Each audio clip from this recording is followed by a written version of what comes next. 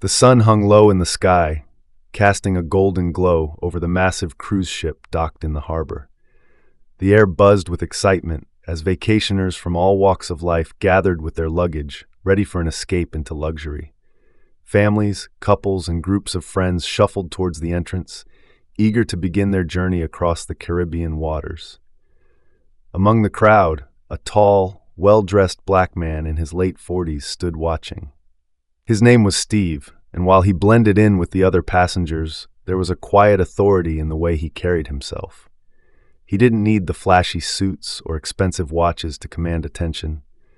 His presence alone was enough. But despite his quiet confidence, Steve was just another face in the crowd to the passengers around him, and that's exactly how he preferred it.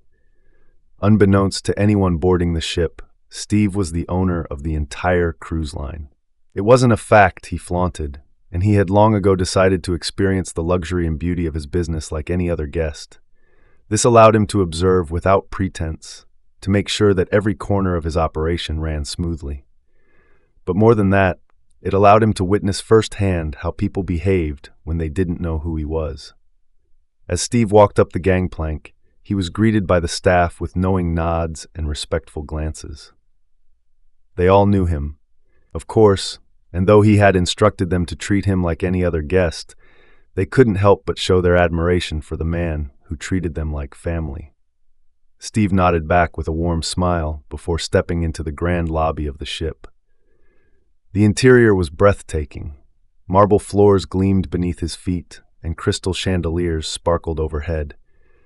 The scent of freshly prepared meals wafted from the nearby restaurants, and soft classical music played in the background, adding to the serene atmosphere.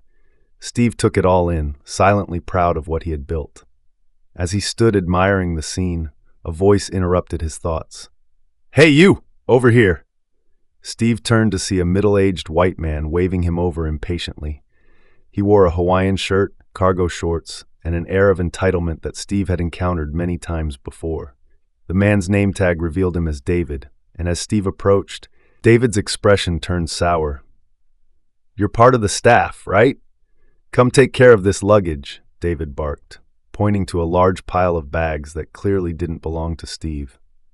Steve glanced at the luggage and back at David, a subtle smile playing at the corners of his lips. He was used to these moments, used to being underestimated because of his appearance. It didn't bother him much anymore, but it still amazed him how quickly people made assumptions. "I'm actually a passenger, just like you," Steve said calmly, his voice steady and polite. David's face twisted into a look of confusion and disbelief, as if he couldn't fathom the idea that Steve was anything more than a worker. "Yeah, right," David scoffed. "A passenger? You're dressed like one of the staff. Just take care of the bags, all right? I'll give you a tip later." Steve raised an eyebrow, but said nothing. He could feel the eyes of other passengers nearby, some watching with curiosity, others pretending not to notice the exchange at all. This wasn't the first time he had been mistaken for a worker, nor would it be the last. But he wasn't here to make a scene. He nodded once, stepping aside as David huffed and walked away, muttering under his breath. "Unbelievable," David grumbled to himself. "Can't even get decent help on this overpriced boat." Steve watched him go, shaking his head slightly. There was always one like David on every trip, someone who couldn't see past their own privilege, who saw only what they expected to see. For Steve, it was just another reminder of how far society still had to go. He didn't let it ruin his day. After all, he had an entire cruise to enjoy. As Steve continued through the lobby, he noticed the subtle changes in people's behavior as they boarded. Families stuck close to one another, excitedly discussing the day's plans, while older couples leisurely explored the amenities of the ship. But amid the calm and luxury, Steve's mind lingered on the brief encounter with David. He shook off the encounter, focusing instead on the joy of watching his ship come alive. The cruise's formal dinner was that evening, and he looked forward to blending in with the guests. There was something about being among the people, rather than sitting in an executive office or suite, that made him feel grounded. It reminded him of why he started the business in the first place, to create a place where everyone could enjoy life's luxuries, regardless of who they were.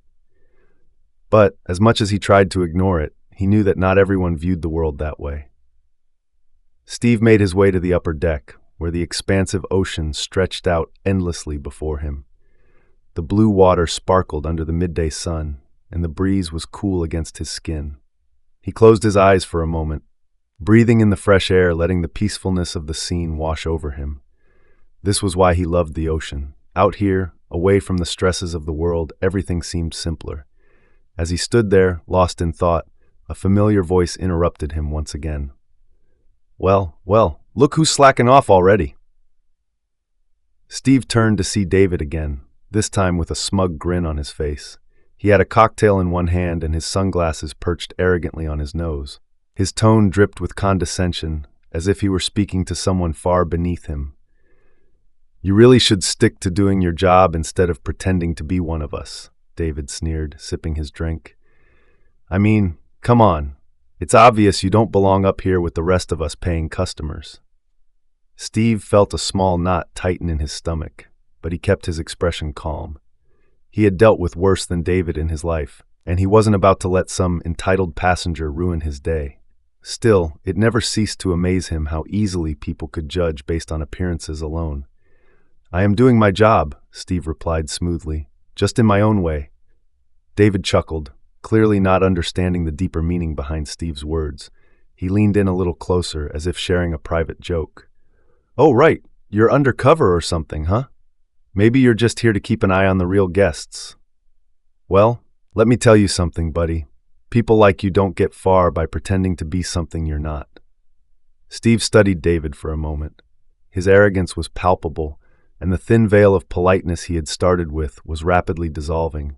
This was no longer just about mistaking Steve for an employee. David saw Steve as someone who didn't belong, someone beneath him, and he wanted to make sure Steve knew it. "Maybe you're right," Steve said, keeping his tone casual. "Maybe I don't belong. But then again, maybe you don't know everything about me." David smirked, clearly not taking the comment seriously. He glanced around at the other passengers nearby, some of whom were starting to notice the tension between the two men. "Oh, I think I've got you figured out, pal," David said confidently. "You're just trying to enjoy the ride, just like the rest of us. But don't get too comfortable. You might find out that not everyone is as welcoming as you'd hope." Steve remained silent, his gaze steady on David. He had no intention of getting into an argument or trying to prove himself to this man. Instead, he let David's words hang in the air, knowing that the time would come when David's assumptions would catch up to him. As the afternoon wore on, Steve continued to explore the ship, greeting staff members as he passed by. The ship's crew all knew Steve well, but they respected his desire for privacy and treated him no differently than any other guest. It was this kind of professionalism that made Steve proud of the team he had assembled. He trusted them to maintain the high standards he had set for the cruise line, and they never disappointed. Later, as the ship sailed further into the open sea, Steve found himself back at his cabin, preparing for the evening's formal dinner. He dressed simply, in a well-tailored suit, nothing too flashy, but enough to blend in with the other guests attending the event. As he looked at himself in the mirror, he couldn't help but think back to the day when owning something like this seemed impossible. Growing up, no one expected a black kid from his neighborhood to make it this far. But Steve had proven them all wrong, and he'd done it his way, through hard work, perseverance, and staying true to himself. The formal dinner was a highlight of every cruise, with guests dressing up in their finest clothes and enjoying gourmet meals prepared by world-class chefs. As Steve entered the grand dining room, the low hum of conversation and clinking glasses filled the air.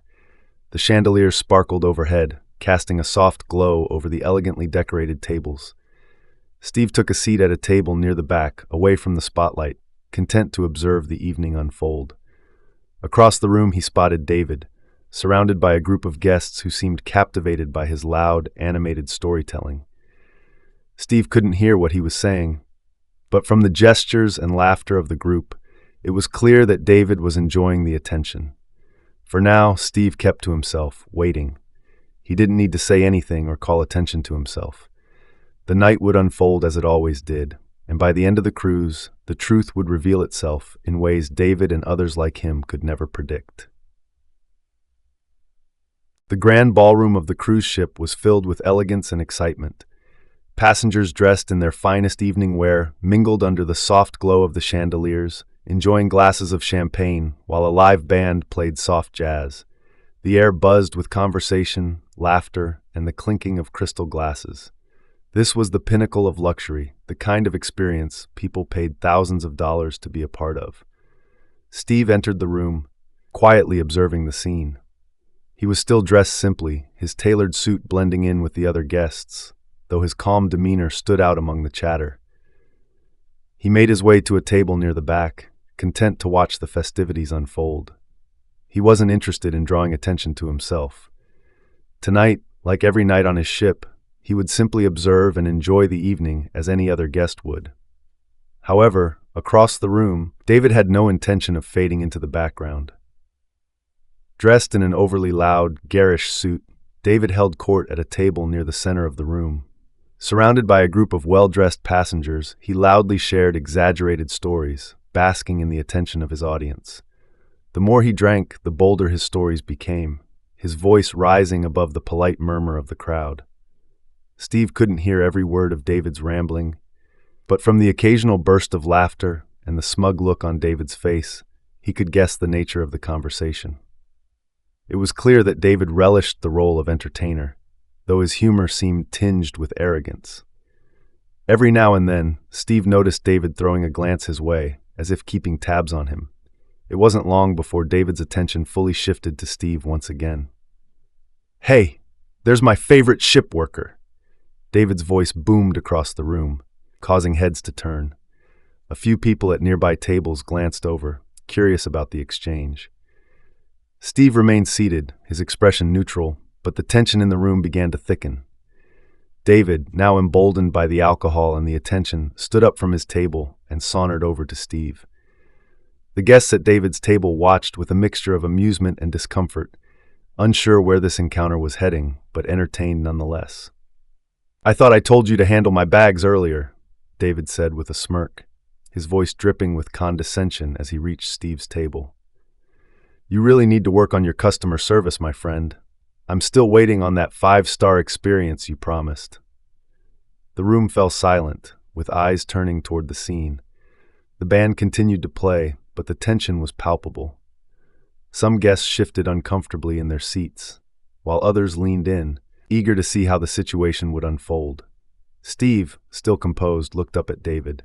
His voice was steady, calm. "I believe I told you earlier, I'm not a part of the staff here." David snorted, as if Steve's response was the punchline of some private joke only he understood. "Oh, right. Not part of the staff. Sure. And I'm the captain of this ship, right?"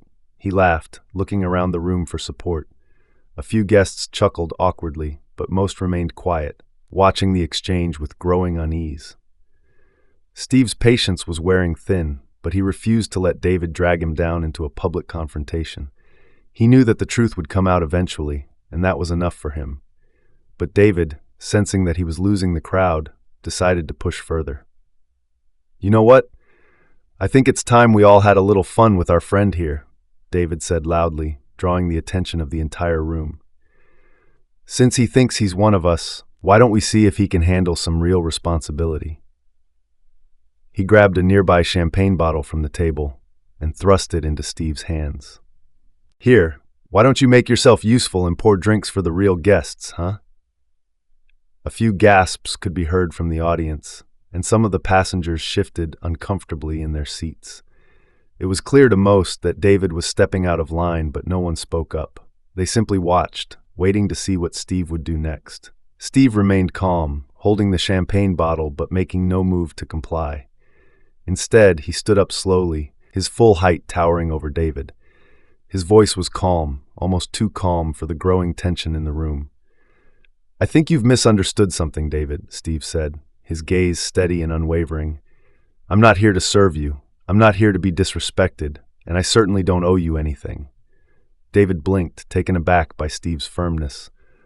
For the first time, a flicker of doubt crossed his face, but it was quickly replaced with a sneer. "Oh, so you're too good for a little joke now?" Come on, it's all in good fun. No need to get so serious.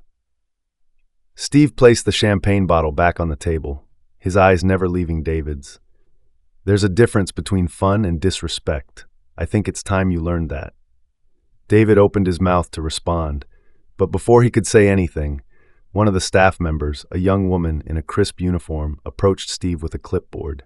She handed it to him with a respectful nod, ignoring David entirely. "Mr. Bennett," she said, addressing Steve formally, "the captain would like to confirm the arrangements for tomorrow's private event. He asked if you'd be available for a brief meeting after dinner." David's face froze mid-smirk, his eyes darting between Steve and the staff member, as if he couldn't quite process what was happening. Steve took the clipboard with a polite nod, flipping through the details without breaking a sweat. "Tell the captain I'll meet him in the lounge at 9 p.m., Steve replied, his tone professional, as if this exchange were the most natural thing in the world. The young woman smiled and left as quickly as she had arrived, leaving David standing in stunned silence. Slowly, the realization began to dawn on him and the rest of the room that Steve wasn't just a random passenger. There was something much more to him than anyone had imagined. Steve turned back to David, his expression unreadable. "Like I said, David," he continued, his voice steady and calm, "I'm not here to serve you." David's face turned red as the murmurs in the room grew louder. His bravado was crumbling, and for the first time he seemed unsure of himself. I don't know what this is, but..." David stammered, trying to regain control of the situation, but the damage was done. Steve didn't need to say anything more. He simply stepped around David and made his way to the bar at the far side of the room, leaving the man standing there, embarrassed and exposed. The crowd, which had once been entertained by David's antics, now watched in awkward silence, unsure of how to react. Steve ordered a drink, then turned his attention back to the room. He could feel the eyes on him, could sense the shift in energy. The truth hadn't fully come out yet, but the seeds of doubt had been planted in everyone's mind. As he sipped his drink, Steve couldn't help but smile to himself. The night was far from over, and the real revelation was yet to come. The tension in the grand ballroom lingered, thick and palpable.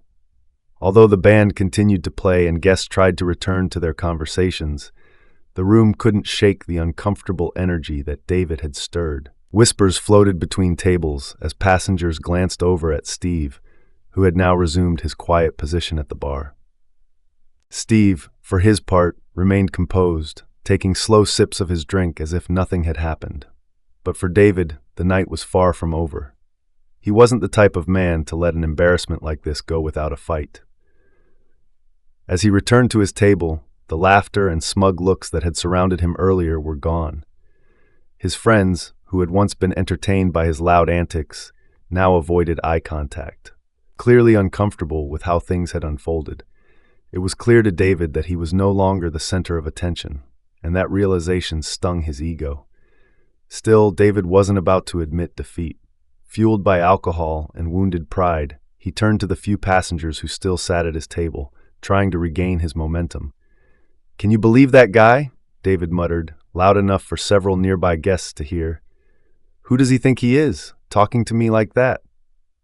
No one answered, but David continued, undeterred. "I've been on more cruises than I can count, and let me tell you, people like him don't belong in places like this.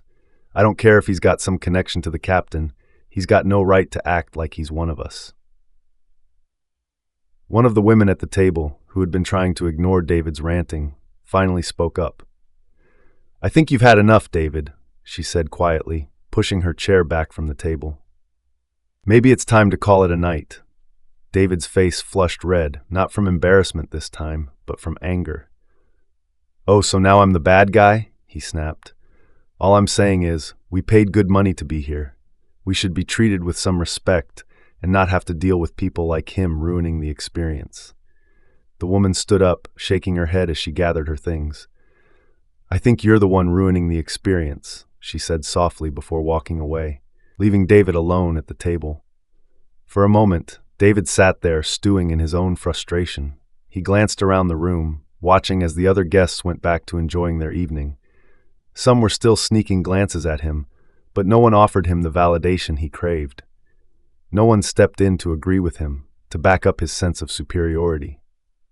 Meanwhile, Steve remained at the bar, quietly observing. He didn't need to engage with David or respond to his comments. The situation was unfolding as he expected, and soon David would have to face the reality of his own behavior. But for now, Steve was content to let the night continue as it always did. He knew that when the time came, the truth would speak for itself. As the night wore on, the formal dinner moved into its next phase. The captain, a distinguished man in his 50s with salt and pepper hair and a polished demeanor, took the stage to address the guests. The room fell silent as he stood at the podium, his voice calm but commanding. "Ladies and gentlemen, I hope you're all enjoying this wonderful evening aboard our luxury cruise," the captain began, his eyes scanning the room. "Tonight is a special occasion, and I'd like to take a moment to acknowledge someone very important to this ship and to all of you." Steve set his glass down, knowing what was coming next. He glanced over at David, who was still sitting alone, sulking at his table. The captain's words had caught David's attention, and he looked up, curious about the announcement. The captain continued, "We are honored to have with us the owner of this magnificent ship, the man who has made all of this possible. Please join me in welcoming Mr. Steve Bennet." The room erupted in applause, the guests rising to their feet in admiration. Steve, with his usual calm grace, stood up from the bar and made his way to the front of the room. He kept his expression neutral, though inside, he couldn't help but feel a small sense of satisfaction. The moment had arrived. As Steve walked past the tables, heads turned, and murmurs spread like wildfire through the crowd. Whispers of surprise and astonishment filled the room. Passengers who had ignored him earlier or made assumptions about him were now seeing him in a completely different light. The man they had mistaken for just another guest, or worse, a staff member, was actually the owner of the entire operation. David, meanwhile, was frozen in his seat. His eyes widened in disbelief as the reality of the situation hit him like a tidal wave. The man he had been mocking, belittling, and trying to humiliate was not just another passenger. He was the man who owned the very ship David was sitting on. The shock on David's face was unmistakable, and Steve caught his expression as he passed by, though he made no acknowledgement of it. Reaching the stage, Steve shook hands with the captain, who smiled warmly and stepped aside to let Steve address the crowd. The applause finally died down, and the room fell silent as everyone waited to hear him speak. Steve looked out at the sea of faces before him, taking a moment to gather his thoughts. He had never been one for grand speeches or public displays of power, but tonight he knew he needed to say something meaningful, something that would remind everyone in the room of the values he held dear. "Thank you, everyone," Steve began, his voice steady and calm. "It's truly an honor to be here with you all tonight. When I started this business, my goal was simple: to create a space where people from all walks of life could come together and enjoy the beauty of the world around us.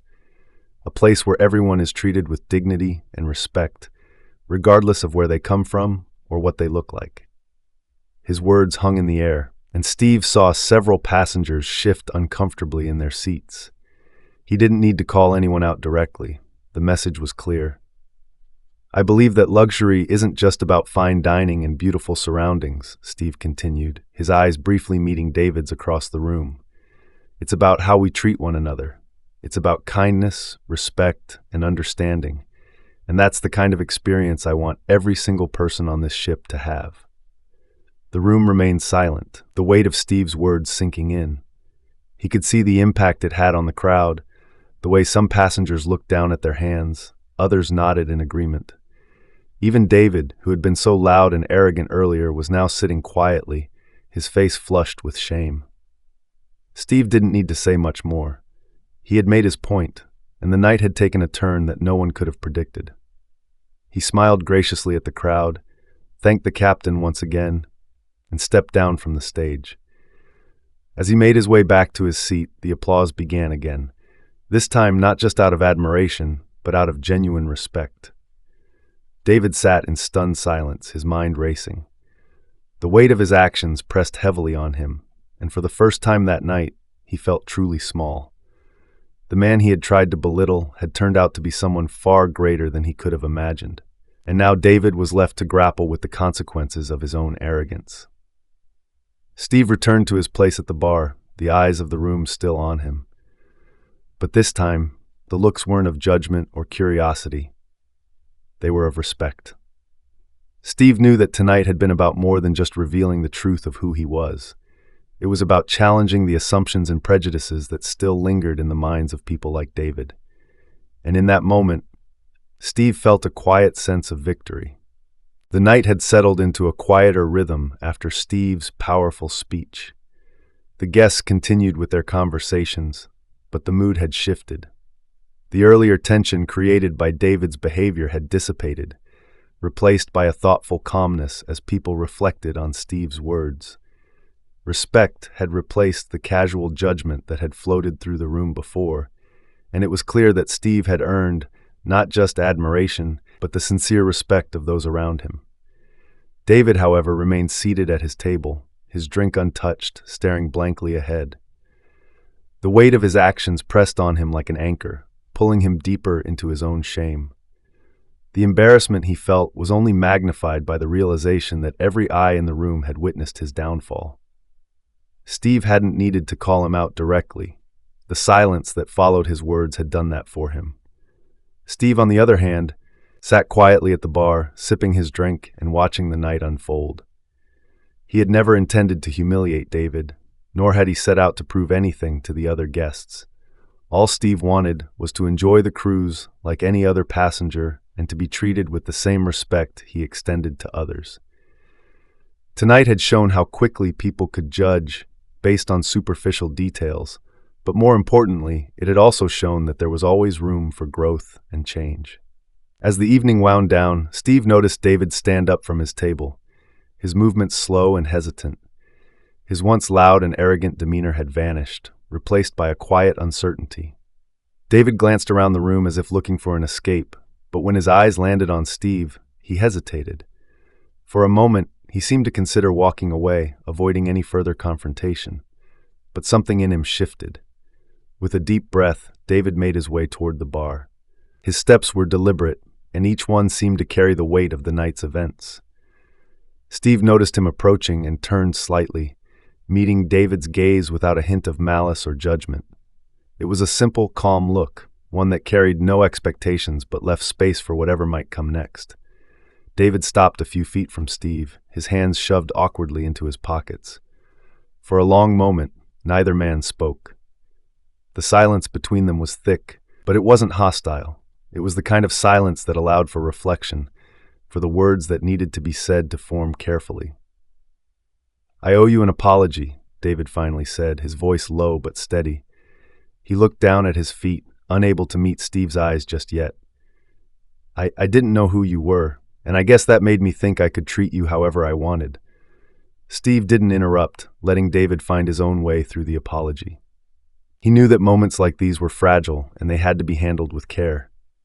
"I was wrong," David continued, his face reddening as he spoke. "I made a lot of assumptions about you, about people like you." The words caught in his throat, but he pushed them out, his voice barely above a whisper now. "And I'm sorry." Steve let the silence stretch for a moment longer, then nodded, his expression thoughtful. "I appreciate the apology," he said, his voice calm and measured. "But I think you owe more than just an apology to me." David looked confused for a moment, his brow furrowing. "What do you mean?" Steve placed his glass down gently on the bar and turned to face David fully. "The way you treated me tonight, the things you said, they weren't just about me. They came from somewhere deeper. Maybe it's something you've believed for a long time, or maybe it's just something you've never questioned. But either way, it's not enough to apologize to me. You need to figure out why you thought it was okay in the first place." David swallowed hard, his face paling slightly as Steve's words sunk in. He had expected an easy forgiveness, a simple acceptance of his apology. But Steve wasn't letting him off that easily, and David knew deep down that Steve was right. I don't know where to start," David admitted, his voice shaky. He finally met Steve's gaze, the bravado and arrogance completely stripped away. "I've never had to think about these things before. Steve nodded slowly, his expression softening. That's where you start, by thinking, by questioning, and by listening to the people around you. He paused, letting the words sink in. We all have to start somewhere, David. It's not easy to unlearn what we've been taught, but it's possible, and it starts with you being willing to do the work. David stood there, silent, the weight of Steve's words settling over him like a heavy blanket. For the first time, he realized just how much he had to learn, not just about others, but about himself. The man who had walked onto the ship at the beginning of the cruise had been so sure of himself, so convinced that he knew how the world worked. But now, standing in front of Steve, he felt that certainty crumbling. "I'll try," David said softly, his voice filled with a sincerity that hadn't been there before. "I don't know how, but I'll try." Steve gave him a small, encouraging smile. "That's all anyone can ask." David nodded, turning to leave, but stopped halfway. "Steve," he said, glancing back over his shoulder, "I really am sorry." Steve met his gaze one last time and nodded again. "I know." With that, David turned and walked away, disappearing into the crowd of passengers who were beginning to filter out of the ballroom. The night was coming to an end, and though David's departure was quiet, it was clear that something had shifted in him. Whether or not he would truly change was up to him, but for the first time in his life, he seemed open to the possibility. Steve watched him go, a sense of calm washing over him. He hadn't needed to shame David publicly or hold a grudge. He had simply shown David a mirror, letting him see the reality of his own actions. Whether David chose to face that reality or not was out of Steve's hands. But in this moment, Steve felt a sense of peace. He had stayed true to himself, to his values, and in the end, that was what mattered most.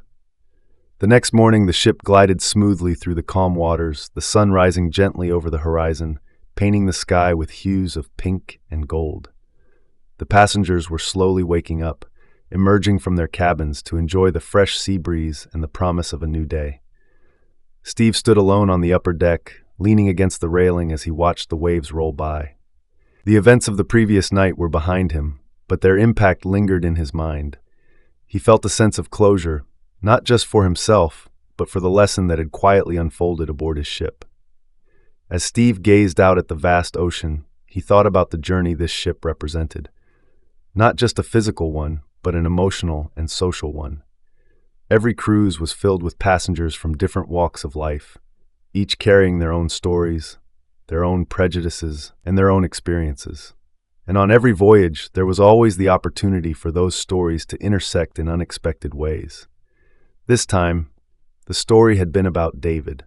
Steve had seen passengers like him before, people who judged based on appearances, people who believed that wealth or status somehow made them superior. But last night had been different. David had been forced to confront the reality of his behavior, and while the outcome was uncertain, Steve felt hopeful that something had shifted in the man. As if on cue, Steve heard footsteps approaching from behind. He turned to see David walking toward him, his posture different from the night before. Gone was the arrogant swagger, replaced by a tentative humility.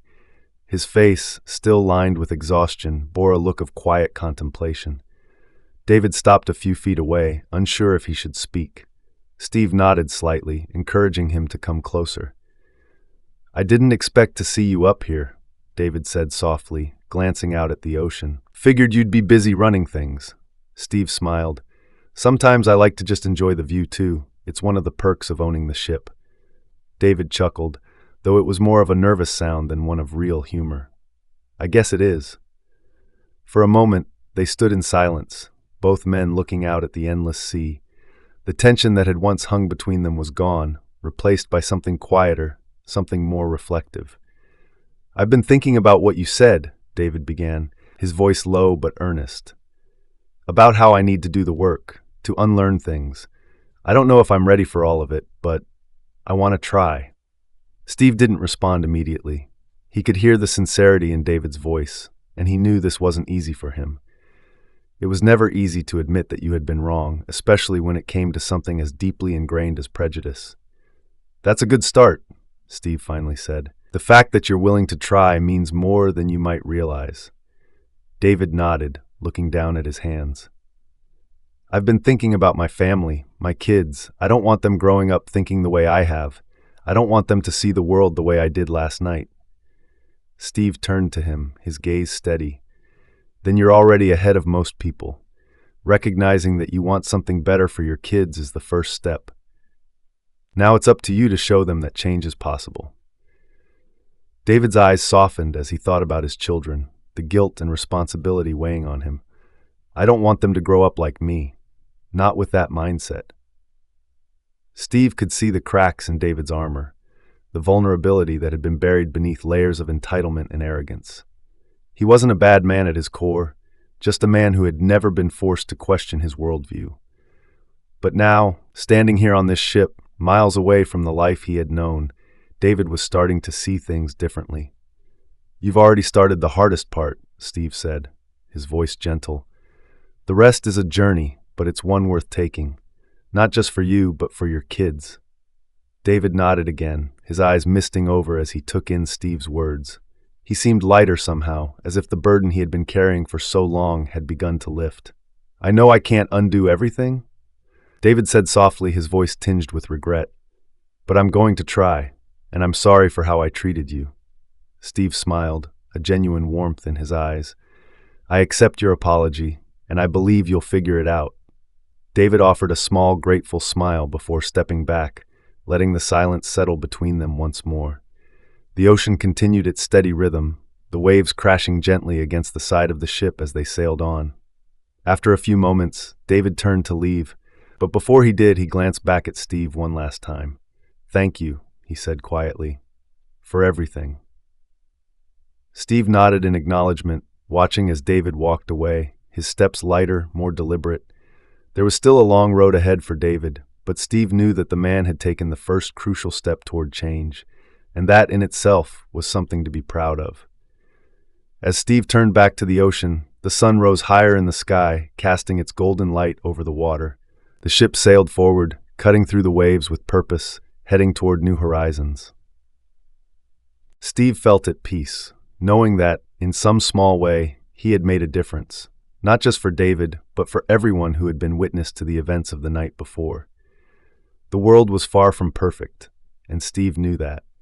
But moments like these, moments where people were forced to confront their biases and see beyond their assumptions, gave him hope. Hope that the world could change, one person at a time. And with that hope in his heart, Steve smiled to himself, ready to face whatever came next.